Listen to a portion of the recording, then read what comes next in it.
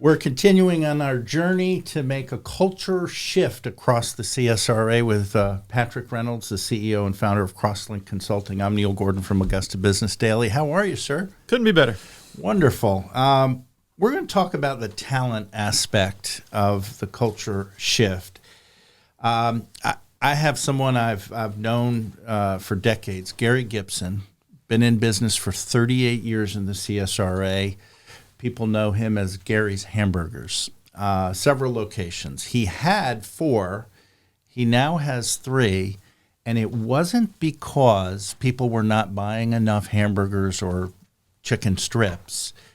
His longtime manager, Patrick, decided to retire. He'd gotten of the age that he wanted to enjoy himself a little. And for months and months, Gary has been unable to find a replacement and was down to 5 employees at the Wheeler Road location. A lot of other business owners are facing this. At Crosslink, how do you invite in good talent and retain them? It's a big question. This was actually a giant struggle for me. And I'll just see if I can't say it real vulnerably. I knew that what we could pay employees was very different from what folks can make at the fort and what folks can make at the site, right? We got the fort and we got the site. This culminated I guess my hang-ups culminated in me having a candidate who was, I was interviewing for a position, and when I found out what the guy made, I pretty much told him, look, you've really got a good gig. You need to stay where you're at. You talked yourself out of an employee. And I was telling my business coach at the time about it, and she said, well, let me ask you, Patrick, would you work at the site? And I'm like, no, I would never. It's a soulless job. To me, it's just not what I'm driven and called to do. Mm-hmm. I would not do it. And she said, well, you denied him the opportunity to change. You because of your hang-ups about your pay scale, you denied him the right to look at this opportunity. Mm-hmm. Honestly look at it. And she was right. I did a lot of soul searching, and it took me a long time to really get a grasp on why Crosslink is a great place to work, how it's very, very different from other places to work. For the right person, me included, there's just not another place where we get to serve the way we get to serve a select, curated list of clients and do what we're made to do and called to do. So once I got my handle around that, my head around that concept, it was much easier for us to begin to write a job description that embodied that. That narrative in our job description tells that story. Respondents often say it was a delightful experience to apply for this position, which I don't think is common, but we've crafted that narrative to properly reflect what's different. And so I hope that's an encouragement to our listeners that when they're competing in the marketplace, just like every other business owner, they're trying to find the best talent, and they're trying to find them at a salary that they can pay. That's certainly been a challenge for us as well. We're not any different. And if anyone knows about the IT field, you know that it's starved for talent. It's we're all familiar with how the nursing shortage from the 90s and 2000s, even through today, I believe the tech talent deficit is much greater. So we've focused on culture. We've focused on the things that make us different. We've focused on that servant-hearted attitude, and that's a very divisive message. Sure. Now, how picky should employers be, and how picky are you when you have a job search? We have run several jobs with over 100 applicants and chosen to hire none of them. Why? we don't want to settle. It's too important to all the things that we've talked about, the culture and the way in which we serve clients. So I think that a mistake, we've certainly made the mistake in the past. It's a mistake many businesses make, is they get what they can afford. They make compromises because it's what they can afford. And Reed Hastings has a book out, and one of the ideas in that book, which we subscribe to, is you need to increase your talent density. If the right employee costs more than you're comfortable paying, it's going to be the most cost-effective thing you can do is to get the right employee, even if that means someone else has to go or two other people has to go. That's a hard point that he makes, but it's a very valid point. You just can't afford to compromise when you're employing people who are going to represent your brand and represent your mission.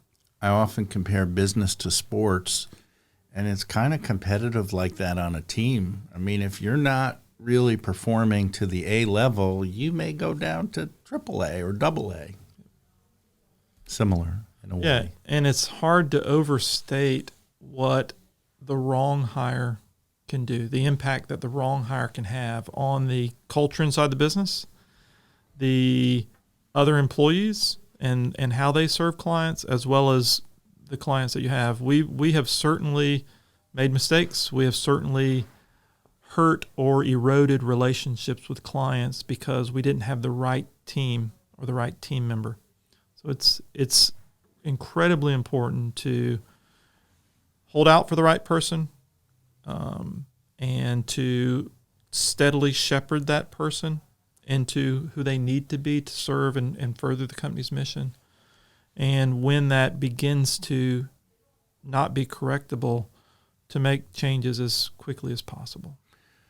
Well, we're here really creating a culture shift in the CSRA over the next several weeks and months and looking at a lot of different aspects. It's been a difficult time really since March of 2020, finding the right talent, retaining them, and we're going to delve into that so much over the course of the next several months. And I often remember one of my business attorneys and friends that I've had, Ed Enoch, for many, many years. He wrote an article, and the headline was, "Hire Slow, Fire Fast."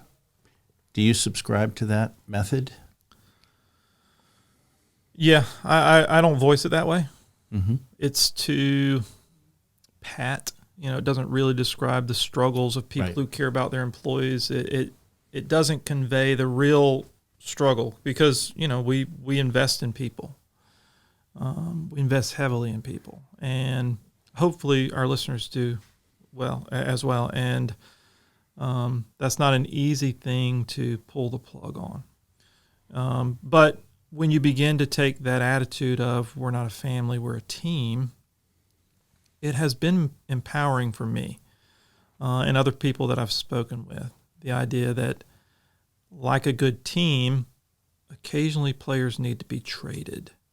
And when a player gets traded, the coach doesn't take them out back and stab them. Right. They're going to be fine. They're going to go down to AAA. They're going to work on the problems that they had. They're going to continue in their career. And hopefully it's better for it because they had a chance to focus on an area of need. But to continue to keep that player on the team, it's hurting the rest of the team, and it's hurting the mission of the team. It's hurting all the people that team serves.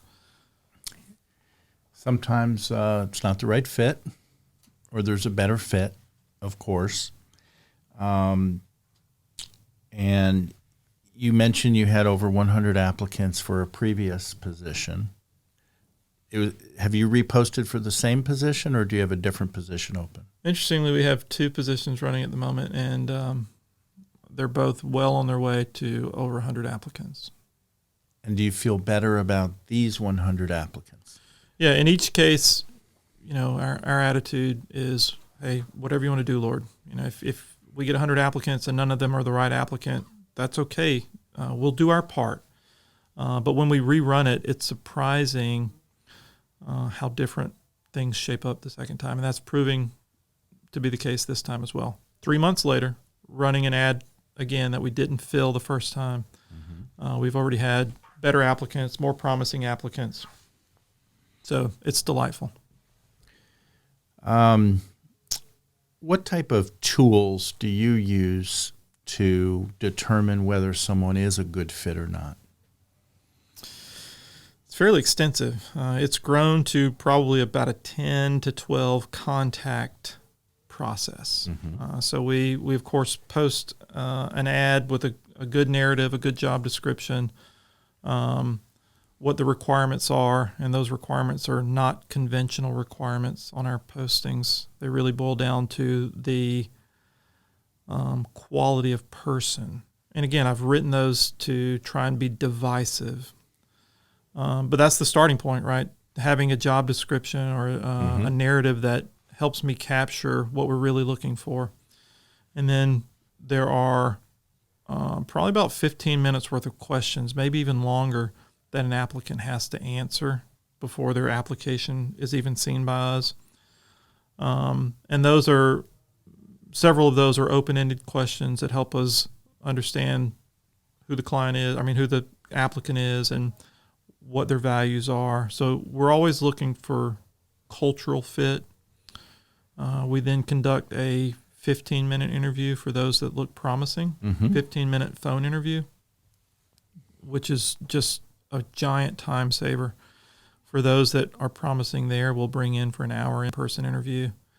And then for any of the technical roles, we finish that up with at least one hands-on technical interview, which is incredibly telling. We've had many times where the first several engagements are promising and a hands-on interview demonstrates things that weren't visible. And then if it's a executive position, we strive to do dinner, hopefully even dinner with the spouses, because sometimes that's the biggest impact to your company's culture, might be the spouse of an employee. And we know if you're hiring a gentleman executive, if mama gives the thumbs up, that's a big deal. Yeah, and I don't want to be facetious, but if you've got a grand employee and their spouse is a lunatic, you're setting yourself up for failure. Is there really a lunatic meter that you see at dinner? Have you seen that? Absolutely. Wow. That sounds like the subject of a different podcast. Well, it's just hard to overstate how important that is. Wow. In much the same way that you don't just marry your bride or your groom, you marry the family. The same is true. I at least see the same thing being true with the folks that we bring on board. And then the red flags go up, and you may not make that offer. That's right. The last step. Interesting. Well, we hope this has been really helpful. Some nuggets from Patrick Reynolds, who's been hiring people in the CSRA now for about 20 years. The website is crosslinkconsulting.net. Do you have positions posted online? And we do, yes. Oh, that's good to know. And over the course of the next several weeks, we're going to continue to try to shift the culture upward to make things better with your company. And thanks for what you're doing here. This is really a great mission, and we appreciate you. Thank you for joining me on it. Sure.